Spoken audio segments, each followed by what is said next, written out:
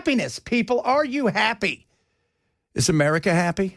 America, are you happy? Not so much. Unfortunately for our country, it just isn't the same level of happiness as it was in years before. Common Good puts out this report every year, and this year they rank the United States as 24th in the world in terms of happiness. We ranked 11th just a few years ago in 2012. The steepest decline came in the last 2 years, and the rating overall a D+ at risk of failure. That is not good. Stress, all kinds of stuff. I mean, we've got some serious issues here. We're not. I mean, it is a stressful world out there. We are stressing the hell out of ourselves. We're working. I was talking to my wife. She's like, you need to get sleep. And yesterday, I went to bed at 7:30, but I woke up at midnight. You know how I tell everybody? People go, how long have you been awake? Ken, you will appreciate this. I told my wife today, I've been awake 5 Hallmark movies. Because they're an hour and a half. That's how long I've been awake. 5 Hallmark movies. So, yeah, but we are stressed. We're trying to keep up with the Joneses. Life is more expensive. And you can tell everybody everything's getting better and it's the greatest thing in the world. We've never had anything better than this. But it wasn't just Trump. We've had stress on us for a long time. A very long time. And, man, I'll tell you what.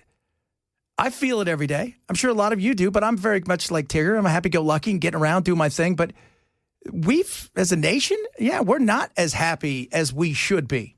Parts of what has contributed to that decline: eroding social bonds, falling optimism, and worsening emotional and economic well-being.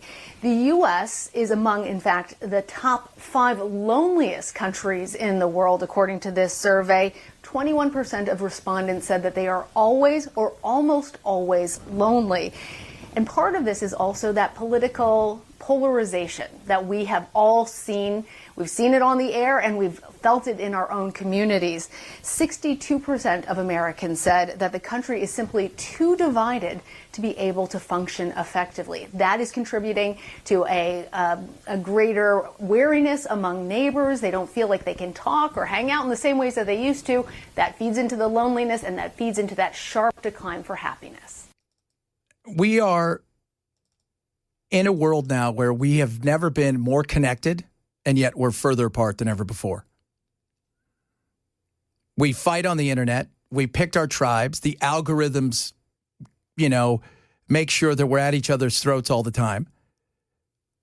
It is really, you watch, this and the way that this breaks down. And I've been doing this for a long time, and I'll tell you guys, we've been divided before. Yeah, but, Trump changed everything, for good or bad. No, I'm not here to judge whether Trump was good or bad, because Trump loves the chaos and craziness, and the media loves Trump and the chaos and craziness. They love to fight with him. They make crap up. They push stuff that's insane. He loves to fight with them. They both kind of use each other in that direction. But it's now bled out to a world where you've got, the stuff that we get sent every day is, Bell's on restriction from the text line because you guys are so rude. We said no more, Bell, because Bell will say horrible things to you and you deserve it. But it's crazy what we say. You know to fix all this? How? More government. More. Oh, of course. Well, there's a lot of rage bait out there. There man. is. And a lot of it is trying to fuel racial disharmony. Yeah, like what's going on in Dearborn. Exactly. I'll tell you this right now. I've been looking at a lot of that, and I talked very little about it today, and the reason was simple. Those people were there because they wanted to get likes and clicks. They wanted to scream and yell, and they knew there was a group of people that would follow them and love every second of it. That's why. It is, I did a couple segments today with my buddy Craig, who is out on Big Station in Houston. And I said, the problem with modern politics is it's all performative and emotional, and none of it's about policy. None of it's about policy. It's all performative. And like you said, man, it's all rage bait because emotion is the number one thing that'll get you to act, to say, to do something. And that's not good. I mean, we're at each other's throats all the time, which isn't good. And we're going to talk about civil war in a minute. Comes to like the actual numbers, and I was having a lot of fun digging into this report earlier today. There is such a tremendous gap generationally. In fact, American seniors, those older than 60, are among the very happiest in the entire world. Whereas the people here who are young folks under the age of 30, they are among the very worst in the world. In fact, they rank number 62nd in the entire world in terms of happiness. And part of that is really about the social media, as you explained, not just that political polarization that I was explaining before, but they found that excessive screen time contributes to additional loneliness as well as anxiety and depression. So they say that there are solutions out there, and that is moving from an economic frame set for well-being, because we are a prosperous nation, to one that values community and values connections. And it sounds like maybe we should be spending more time with our seniors and our grandfathers and grandmothers, and that could help make us happier too, Juliet. It is, telling you, is so true. And the younger generation is sad. They're pissed. They're frustrated. They're depressed because they're looking up. Life's getting more expensive, even though they're doing better. And it still doesn't matter. It's getting away from them. They think the American dream, not going to have it. Then they're on the internet all day. They don't date. Japan right now is doing something. They're going to have a 4-day work week because the way that the Japanese work is like us, but times 10. And you know what it does? It kills many, and it kills the social life. And they're not producing. They don't have any kids. Nobody's having babies. You'll hear stories about hospitals that have maternity wards where they haven't had a baby there for like 2 months. And so they're trying to push a different way of life. And yeah, when I look over at the Scandinavian countries, hey, my blessing, and I've always said the greatest education I ever got was living in Europe and living in these nations, not going there on vacation. That's different. You go there on vacation. That's not real. I went to vacation. It was kind of like, no. I lived. I paid taxes. I went to their doctors. You had to follow their rules. Dated their women. Yeah. You dated their women, Brother Chad. Women like Nick Cage. Nick frickin' Cage. And I will tell you this. It was Scandinavia, it was the most chill place I'd ever been. They are just, what's up?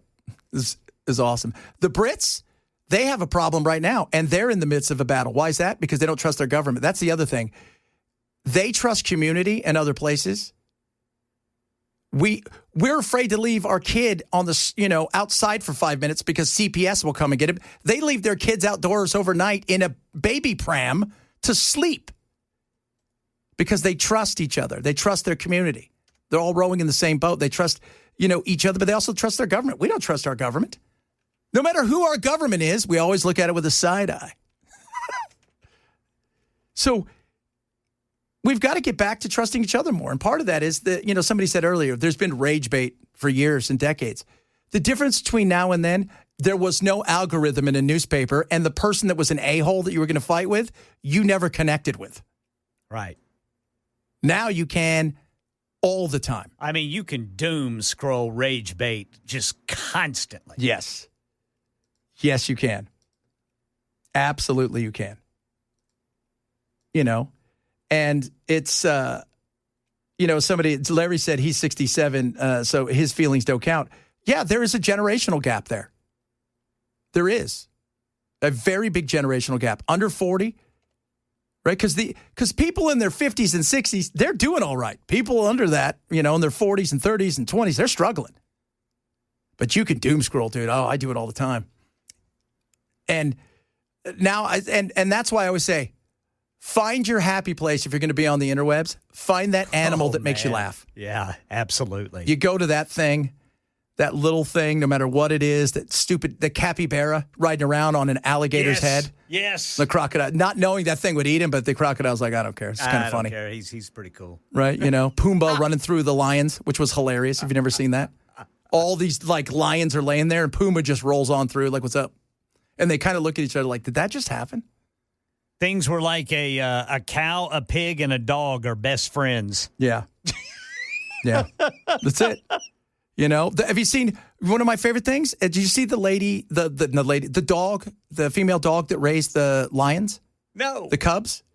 She raised the cubs and she still lives with them. They're full grown now and she bosses them around because they were orphaned.